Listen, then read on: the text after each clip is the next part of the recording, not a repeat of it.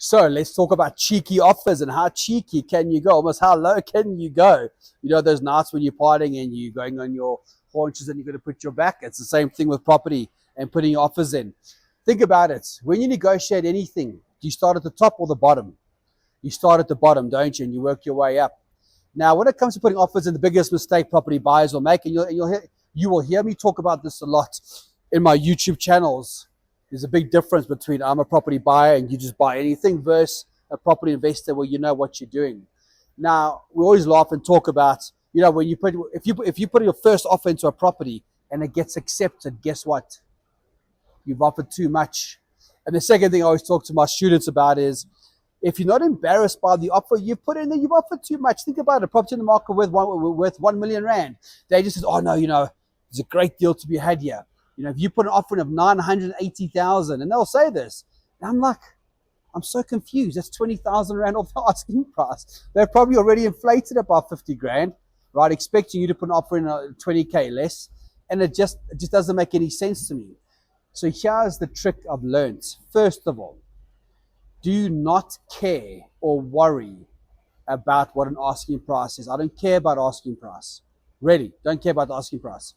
I just want to know at what price will this deal make financial sense. Call Mr. Agent 100%. Let me run my numbers on 980. Oh, so Mr. Agent, if I pay 980,000, I've got to pay my fees, like bond attorney fees and transfer fees. Yes, okay, cool. I'm in the deal for 105, but you said it needs about 400,000 rand works. You said, yes, I'm in the deal for what? 1.5 million. So, and you said it's a great flip, Mr. Agent. Yeah, no, we can sell this. Great thing. Okay, what's the market value when it's been done? No, you'll get about 1.5 million. Confusion. So, hang on a minute. So, I'm in the deal for 1.5, right? But if I give the property back to you to sell, I've got to pay your fees, Yes. So, where's the money? So, in fact, okay, cool. So, if I buy the property, I'll lose money, but you'll make money. That doesn't work for me. But, Mr. Agent, have a look at my spreadsheet.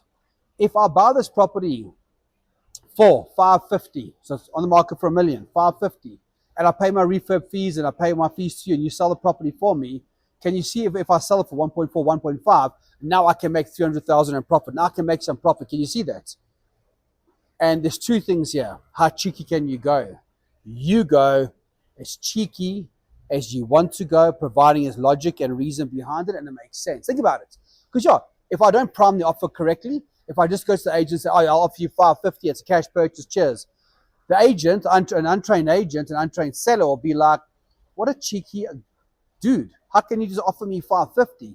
But they don't realize that I've got to make money from the deal. So here's the thing. If I'm offering 550, what am I actually offering? I'm offering 400.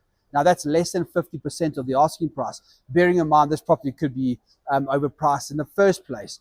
But my offer, even though I call it a cheeky offer, it actually isn't a cheeky offer. It's an offer that's going to make logical sense to me, or call it financial sense to me. So I'm going to offer 400, 450. You must always get a no. I'll get a no in the first round, a no in the second round, and then I'll meet them somewhere. Now, when I put those cheeky offers in, I've got to do my research properly. Why is the seller selling? Let me explain why. Somebody's selling a house for 1 million. Not motivated, don't need to sell. Their debt's maybe 1,900,000, but they're okay financially, and they don't need to sell. Why would they take a below market value offer? They wouldn't. And they've got no equity, do they? They owe 900 or 1 million. They've got no equity. So you can offer 500, 600, 700, 800. They ain't going to take your offer. So part of what you need to learn as investors is how to run the numbers, number one. So I don't care if they're asking 1 million. If it works for me at 550, that's my final offer. I start at 400. I'll go up to 500. I'll start to bring them down. I'll offer 550,000. And guess what? If they say no, guess what? I'll walk away. Cool, thanks very much. But I'll put that lead into the database. Hey, Mr. Agent, I see that's been reduced from 1 million to 850. If you don't mind me asking, why they reduced it? Oh, no, they had a buy. They pulled out. They're motivated. Well, look, remember, offer was 550. I can maybe squeeze it to 600.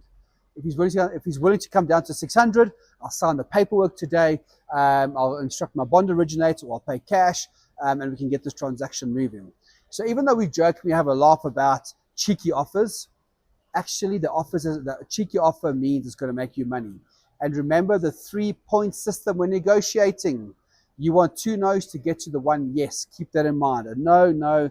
But as you put the offer in, we sense a level of motivation. If they drop, We know that these oaks are keen to sell. We offer a little bit more. Listen, can you come a little bit more down? And this might be over a period of a week or 2 weeks or 3 months. And then I go up and then I catch them. I get them. I buy the property. I make some money.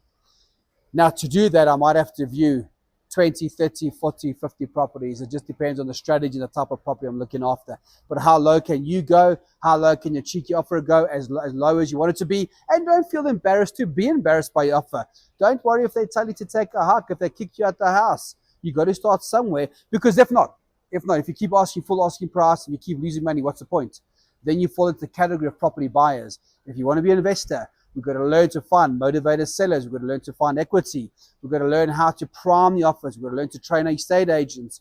That takes time, but that's where you might need the support. So if you do need support, just let myself and my team know. More than happy to give you some advice and direction. Cool, guys. Stay tuned if you want to find out more about negotiation and finding these deals. I'll see you soon.